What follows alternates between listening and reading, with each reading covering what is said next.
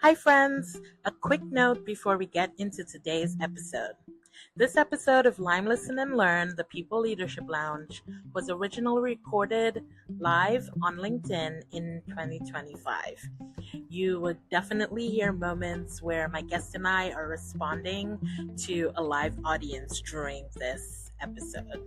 So let's get into it. Hello, hello, hello. Hi, everyone. Welcome back to Lime Listen and Learn People Leadership Lounge. I'm Abbiola Ballah. I am the founder of Twin Education Studios, and where we help managers and people leaders lead with ease and intention. And I'm so glad that you're here with me today for this episode of Line Listen and Learn. So if you've been here before, you know the drill. This isn't a panel, it's not a masterclass. And if you're new to this, definitely not one of those leadership webinars with these neat little takeaways and slide decks and all the things. That's not what this is. This is a line, which in Trinidad, where I'm actually at right now. This is the first time actually that I'm doing my live while I am in Trinidad. So very excited about that. So it's really weird that that I'm doing this here today, and it's also going to be a solo episode. But I digress. We'll get into that. I digress.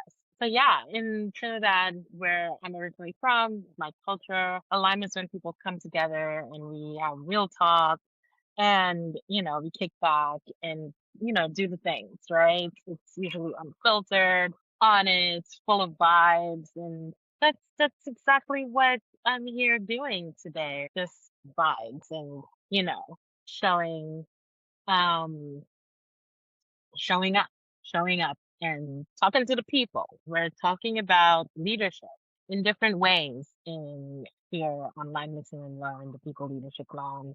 We're talking about the people side of leadership, the tension, the truth, the parts that don't always make it, into the meeting notes, into the conversations that we have with each other. And if you're watching it live, you're a part of this line. Please drop your say hi. But before we dive in, as we always do here, I have a few community agreements to guide how we show up. This is something that I adhere to, that any of my guests who come on, they also agree to. And I always want to share it with the audience because you are part of this line. As the first one is listen to learn and not just respond. Bring curiosity and care into our conversation. Speak from your truth, but stay open to feedback. Acknowledge when we need to just take a pause. Assume positive intent, but know that positive intent does not mean a positive impact. So we stay accountable as well and share the space itself, share it far and wide, but not the stories that aren't yours to share. Okay, let's get into it, my friends.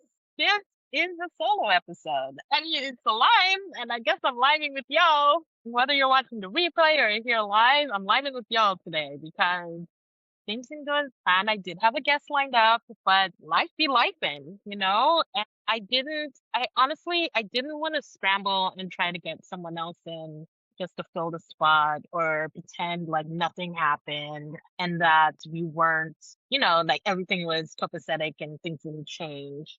But I wanted to show up with what was true to me and what it felt like. And I did sit with it for a bit, wondering, should I just take this week and throw up some old clips or should I actually do this on my own? And, I mean, listen, life does shift.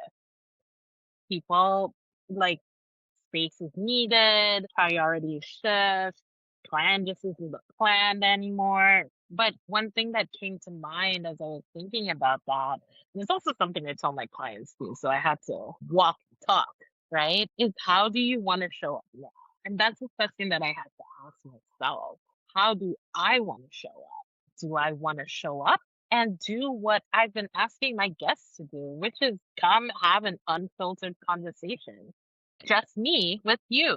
Because, it's easier when there's someone else to like sing off of, but when it's just me sitting here and I'm just talking to my screen, yo, that's hard. That's the hard thing. And we need to do the hard things. A lot of the times in the work, I see that come up in a lot in the work that I do, and not just in like big life changes, it's little stuff that happens where that meeting changes at the last minute, or the thing that no one told you about, you're still expected to show up and do a damn good job doing it.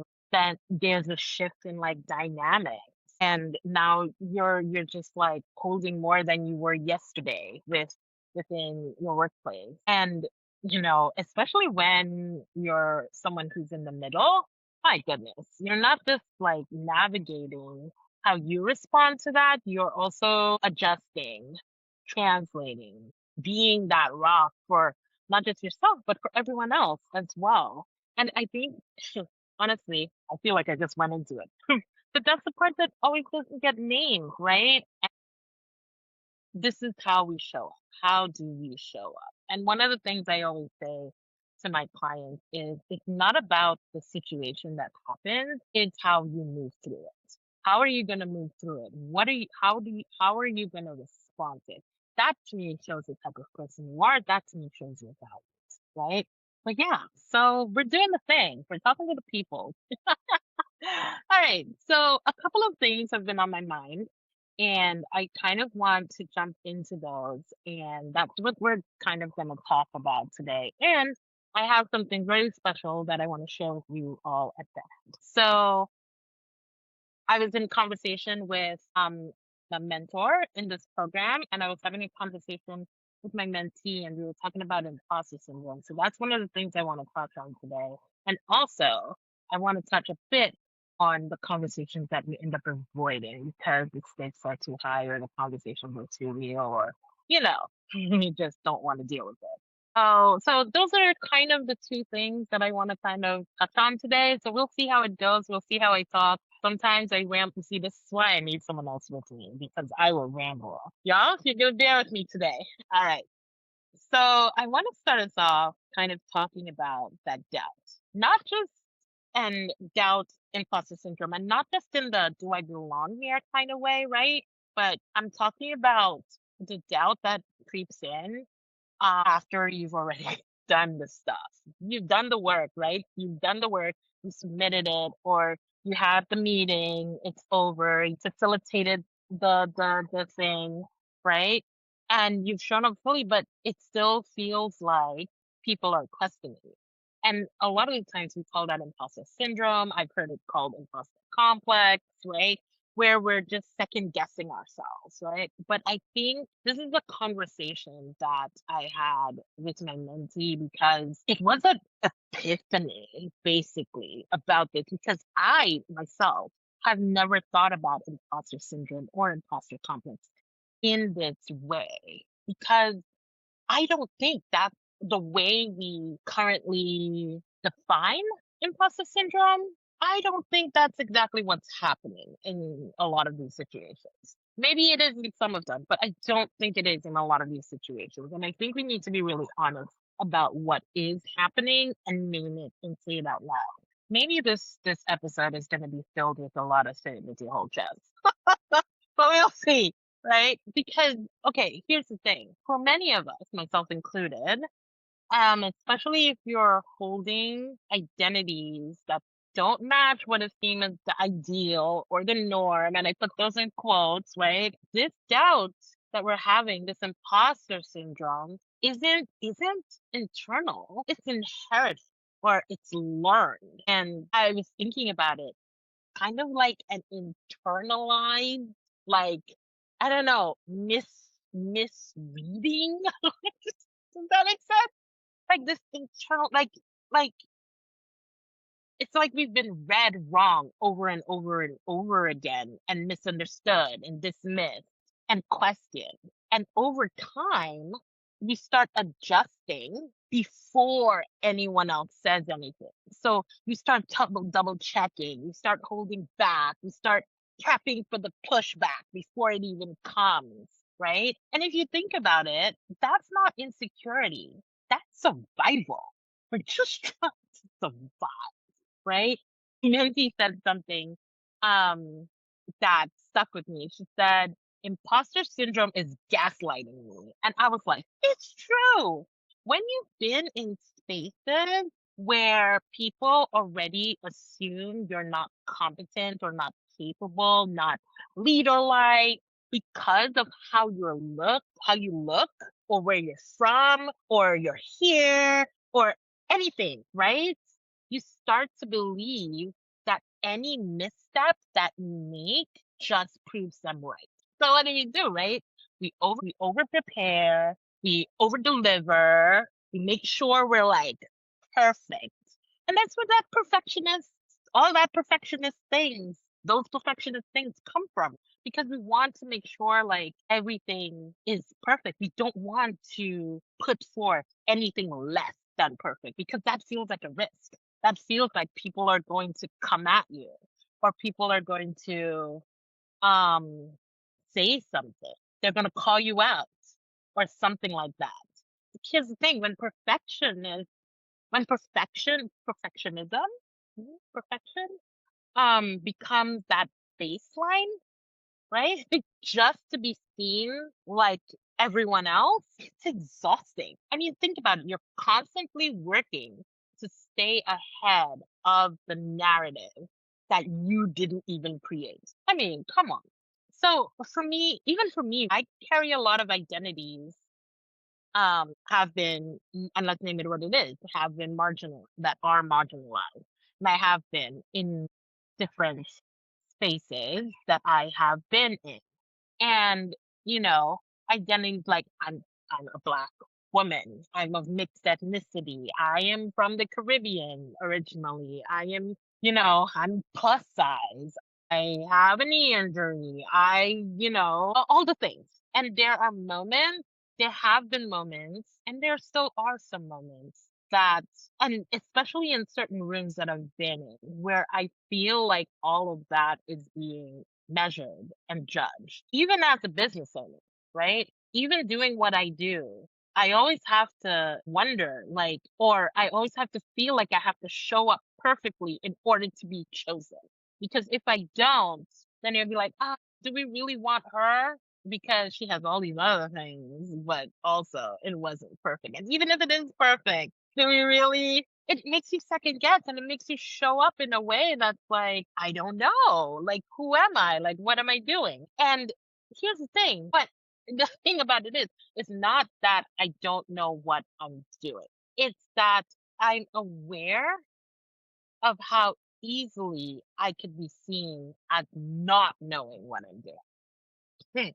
I'll say that again to those in the back. It's not that I don't know what I'm doing. It's that I'm aware of how I can be perceived, how can I be seen as not knowing, how easily, I should say, I've said that, how easily I can be perceived as not knowing what I am doing. So the pressure to be perfect is not about my ego. It's about protection. Like I said, it's about survival, right? It's about proving something before anyone says the words out loud or before anyone has to, say, are you just a DEI hire? Which, my God, let's not, right? And I talked about this a little bit with Emily as well in our last episode, right? Because it's important to name these things. And us telling ourselves, oh, like going to a workshop and people saying, well, maybe it's because you have imposter syndrome. You're like, no, B, that's not what it is. Sorry, I didn't want to cuss. But it's like I live in a space where people put imposter syndrome on me. My mentee said imposter syndrome is gaslighting me and making me feel like this, right?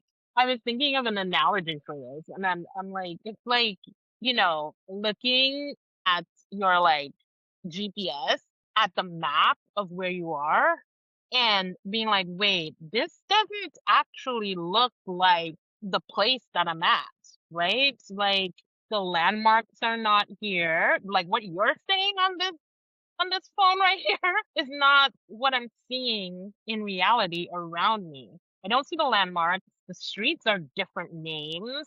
The sign are not in the language of the place that I'm in, like what? And instead of, someone saying like you get lost and you're like asking and you're showing someone like where, listen, I'm looking at it, this is what saying I'm here, is instead of someone saying like, hey, I think your GPS is not working, I'm trying with this analogy, people, they say, well, why don't you just know the way?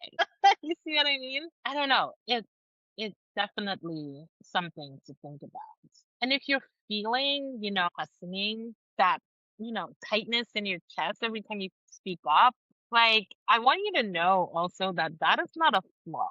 It's a response that you're having to being misread over and over and over again. It's a response. You're not imagining it. It's not in your imagination. That's that gaslighting. Imposter syndrome is probably gaslighting you. And you're navigating a map that was never meant for you in the first place. And I don't know. I mean, and when, because here's the thing, when that's the map that shows up on that Jeep, and still going with this analogy, y'all. When that's the map that you're handed, I mean, it doesn't just affect how you see yourself, it affects how you show up. Especially, and this is gonna lead me into my next thing that I want to talk to you about. Especially when you're having those hard conversations, it affects that too. You know what I'm saying? Because then you're like being told you're too direct, too emotional, or it's not a good fit. Oh, no, not a good fit. That even when something needs to be said, you start questioning whether you're the one who should be saying it, or whether you're gonna have the right words, or whether, is in my place, or are they gonna listen to me, or what if I say the wrong thing, then they're gonna think this or that or the other. And that's where, all that hesitation is creeping in. Again, it's not because you don't care, right? It's not because you don't know what you're doing or what to say. You do, but it's because you've been taught. We've been taught. I'll say we've been taught to second guess ourselves before anyone else can. And let's be honest, that's why most of us we out here avoiding these conversations that we know we need to have. And that's what I want to get into next, because like I said, it's not that we don't care. It's not because we don't know what to say. These conversations are hard. And we have hard conversations with people, especially when it's conversations around identity, or generational differences, or I mean, what's another example? Even a conversation about, someone's personality, or telling someone they're not reading the room right, or anything, whatever it is, right? Or if it's an argument, or people don't see eye to eye, two people don't see eye to eye on something, or something like that in on your team, right? And there's a big, I don't know, there's a big like argument about it, or people show up and are, what I'm just trying to fill in examples that I don't need to. We end up telling ourselves, especially with these conversations, that maybe it'll just work itself out. Like, do we have to? Maybe it'll just work itself out. We wait, we hesitate, we might try to say something, but it doesn't land right, and then it feels too late to bring it up again. I think that's one of the biggest things that I've heard from a lot of clients, especially when it comes to having hard conversations. They would say, well, this thing happened and I didn't say anything in the moment, but it's been 2 weeks. Should I bring it up again? Because when people say I'm like beating a dead horse, or like I'm harping on this, or why am I still bothered about this weeks later? Like, why don't you just let it go? Is it worth the risk to say something? And that's the thing, in so many spaces in society. It's in society, right? Like, we want things to happen right now, right now. And we're conditioned to think that everything has to be resolved immediately. That if something doesn't get handled in the moment, that we missed our chance. right? And that moving on without any sort of resolution, that's okay. Like that's a mature thing to do. Let's just move on.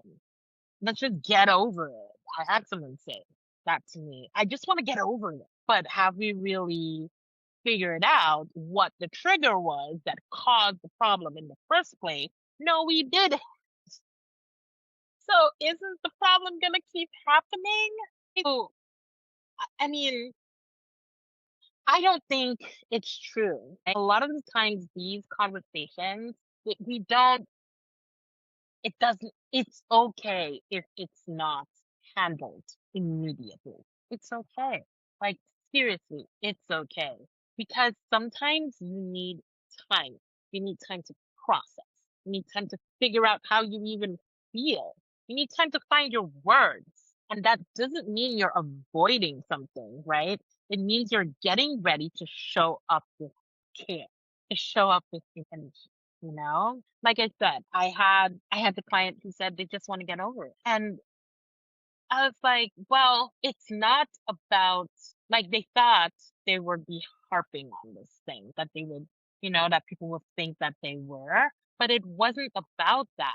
It was about moving through the mess of that situation instead of pretending that the mess wasn't there and we just like push it to the side. Do you know how many times I've been told, don't push your feelings down because they're just gonna build and build and build and build and build and then overflow. It's the same thing, right? In my opinion, it is. And a lot of the times these conversations are messy, they're nuanced, they're complicated, they're tied up in a lot of power, identity, perception, all the things. And the way we show up in these moments can never be one size. It depends on who you are. It depends on the role that you have, the space that you're in. It depends on the identities that you hold. What's assertive to one person may come across as aggressive to somebody else. What feels safe to say in one space may feel risky in another space. And that even goes for something as simple as pronouns. That's a whole conversation by itself. So if you've been holding back, right, from saying something that matters, like I get it. I get it. I get why. I get why it's being avoided. I get why that imposter syndrome takes over. There's that word again, that phrase again, right? And we're like, should I? Should I? Here's the thing. Listen, we have to. I'm repeating myself because I think it's meant to be repeated. We have to move through the mess, and you're not weak. You're not avoidant if you take the time that you need. There is a way to go through these things.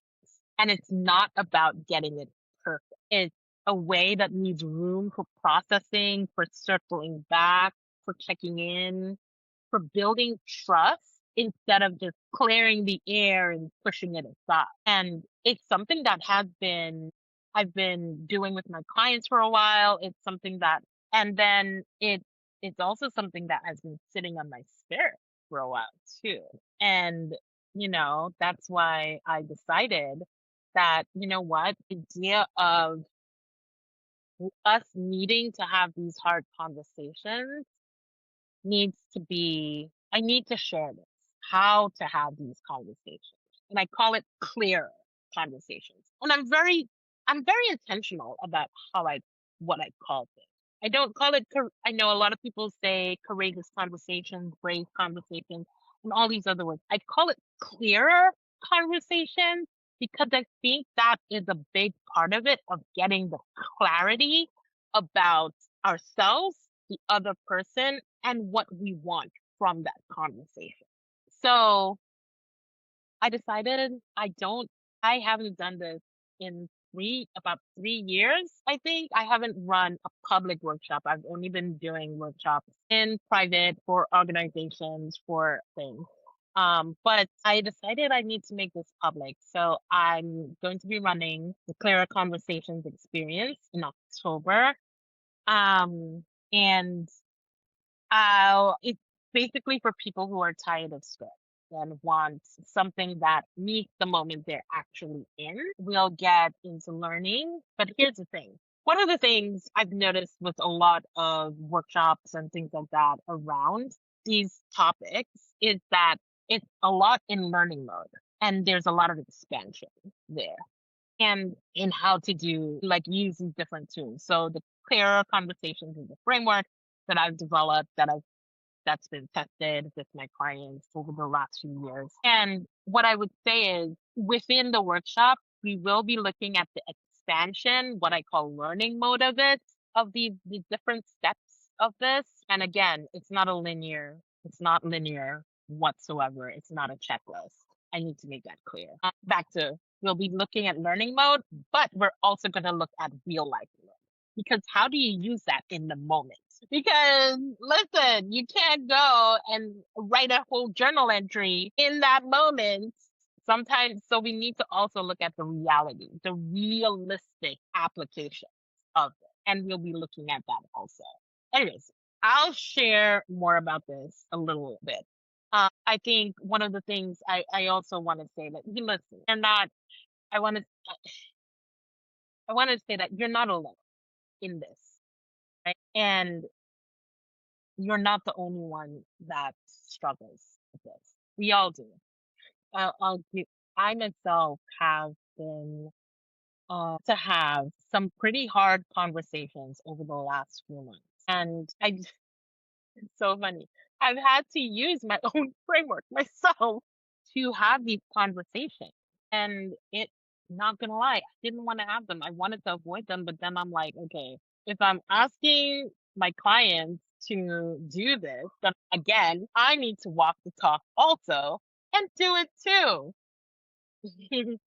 put put put shit into practice. And I'll say this. That is just hard. It's not easy. And I'm not saying that to scare you. I'm saying it to be real about it. That it's scary, it's hard, and the feeling, I will say this also, the feeling of going through the mess and coming out on the other side, that is a good feeling.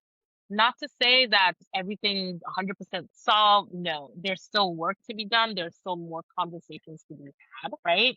It was not, things weren't solved in one conversation. There's still more to be had. But the feeling of moving through and doing this in this very intentional way and with care, that is a feeling that I love to have. So yeah. All right.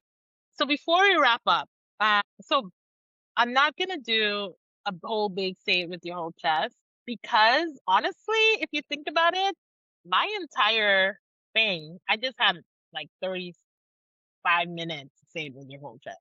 But I do want to tell you a little bit more about the player conversations. So it connects to everything that we've just talked about. And so the Clara Conversations experience is for managers, directors, and people leaders who are carrying the weight of conversations that they've been avoiding or struggling through conversations that they find never seem to land right. The kind where you feel like you're walking on eggshells or like you have to have a script ready and like a script with every word in it in order to avoid fallout. And here's the thing, I would also say it's for those who know that they are in a position where the conversations might not have happened yet, but there will be times when you have to have these conversations. And I'll also add, whether it's in the workplace or in your personal life. So maybe you're dealing with like team tension or there's something unspoken that's been lingering, not living, lingering for too long. Or maybe you just want to stop spiraling every time a hard conversation comes up. Or as I said before, maybe you know you're in a position where a hard conversation might come up and you want to be proactive about this. You want to learn how to do this. So the Clear Conversations experience is designed to help you move through all of that.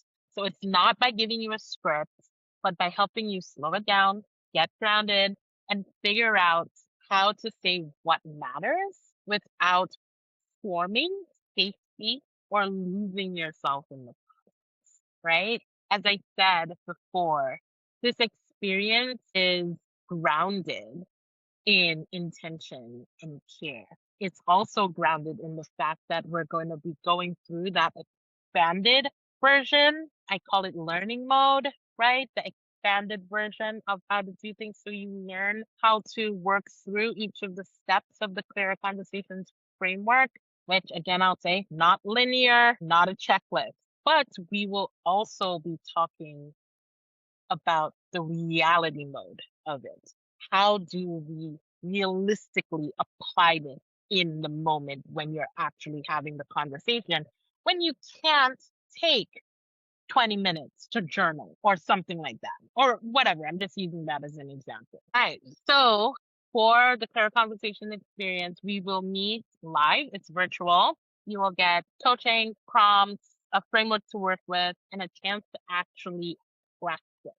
And not no hypothetical, like, here's a scenario. Nope. You're going to bring something from your own experience into, and we're going to work through that. It's also not going to be giving you a script of what to say. That's not, because again, everything is different. We're not, and you're not just there to take notes. So I'll say this: if you've been trying to lead with care, but feel like you're tiptoeing, this is the space for you. You can get more info from here. Here you go. All right. More info from my website. Go to friendeducationstudios.com, and the exact page is clearer-conversations-experience. But if you go to friendeducationstudios.com, you can get all the information from that link. Just so you know, this is going to be a small cohort, and it is application based to make sure that we get the right fit. I'm being very intentional about how I'm curating this space with people who are ready to dig into this work, not just attend, but really show up for themselves and for each other. So if this sounds like you, I would love to have you head to the link to apply. I would apply as early as you can to ensure a spot in this cohort, because once it's filled, I'm gonna cut off applications. And some are already filled, so I'm excited.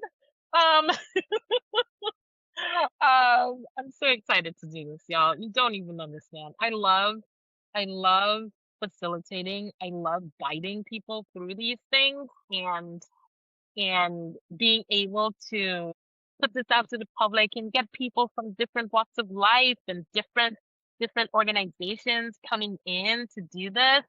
It fills my soul. I just love it. So listen, if you're not sure, if you're on the fence, if you have questions, feel free to DM me, send me a message, and let's talk about it.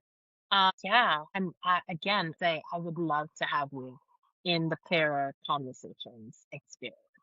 And as we wrap, Line Listen and Learn, the People Leadership Lounge will be back 7th, and we do have a guest. We have a really cool guest for another episode. So I look forward to seeing you then. And until then, my friends, keep lining, keep listening, and keep learning. Thank you. Thank you for listening. Thank you for being here. My first solo episode in Trinidad. Love it. Bye.